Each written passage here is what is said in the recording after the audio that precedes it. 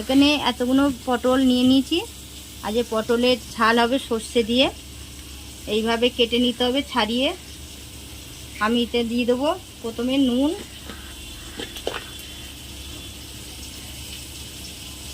মাখিয়ে নিতে হবে একটু।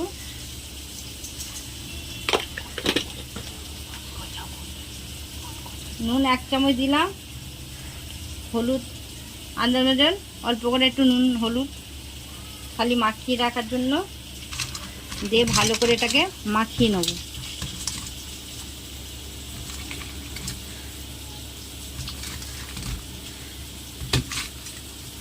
এইভাবে সব পটলগুলোকে মাখিয়ে নিতে হবে। পটলগুলো এইভাবে মেখে এবার কিছুক্ষণ রেখে দেবো। তেল দিয়ে দিয়েছি পটল ভাজার মতন। পটলটা ভেজে নেবো এবার, যেটা নুন হলুদ দিয়ে মাখা ছিল। এবার দিয়ে দিতে লাল লাল করে ভেজে নিতে হবে। আমি আগে থেকে এখানে সর্ষে বেটে রেখেছি পটলের জন্য। এখানে আছে টমেটো কুচি একটা পেঁয়াজ কুচি, 2টো লঙ্কা, এগুলো দিয়ে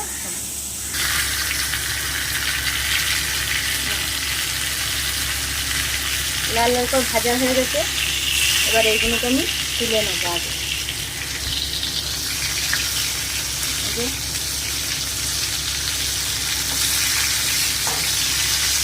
সব দিকে লাল হয়ে গেছে। এবার এটাকে আমি তুলে নেব।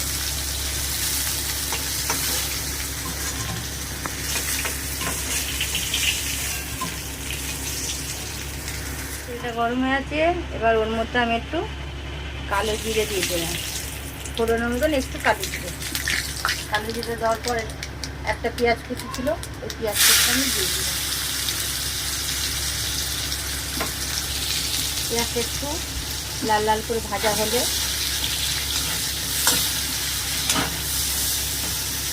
পটল ভাজা তেলেই করে নিতে হবে।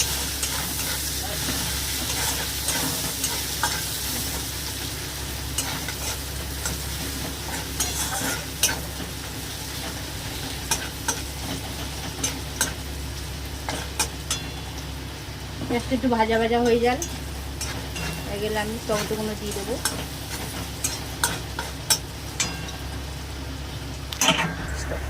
পেঁয়াজটা ভাজা ভাজা হয়ে এসছে। এবার আমি কাঁচা লঙ্কা দুটো দিয়ে দিই। এতে কুচুনো টমেটোগুলো দিয়ে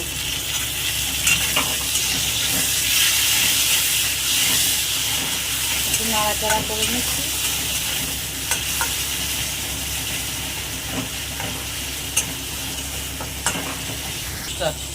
টমেটোটা হয়ে গেছে, গলে গেছে। অল্প একটু হলুদ দেব, একটু লঙ্কার গুঁড়ো দেব,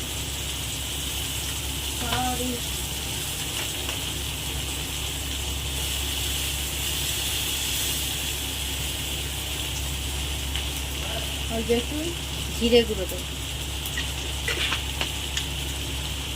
এটাকে ভালো করে নেড়ে নেব।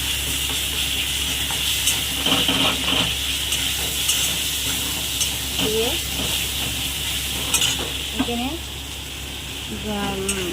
পেস্ট করা সর্ষের গুঁড়ো যেটা পেস্টটা আমি দিয়ে দেবো।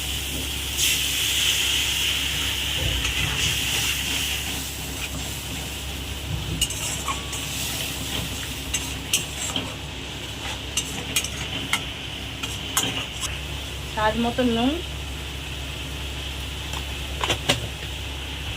চিনি, স্বাদ মতন চিনি একটু ভালো করে নেড়ে বলছি একটু জল দিয়ে দেবো যাতে পটলটা একটু সিদ্ধ হয়ে যায়। এবার ভাজা পটলগুলো আমি দিয়ে দেবো।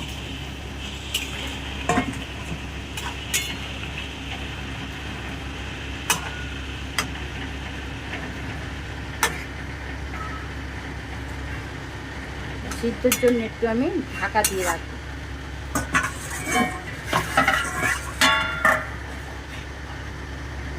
2 মিনিট মতো একটু ঢাকা দেওয়া থাকবে।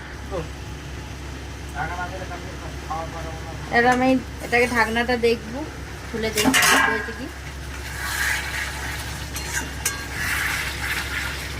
একদম সিদ্ধ হয়ে গেছে।